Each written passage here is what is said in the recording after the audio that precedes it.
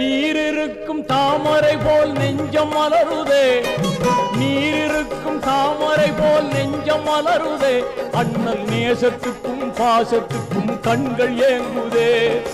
யார் இதனை அங்கு வந்து எடுத்து சொல்வது, யார் இதனை அங்கு வந்து எடுத்து சொல்வது? உங்கள் அழைப்பிற்காக எனது மனம் ஏங்கி துடிக்குது, அழைப்புக்காக எனது மனம் ஏங்கி துடிக்குது. அண்ணல் நபி பொன்முகத்தை கண்கள் தேடுதே, அந்த ஆவலினால் காவலின்றி இதயம் ஆடுதே. அண்ணல் நபி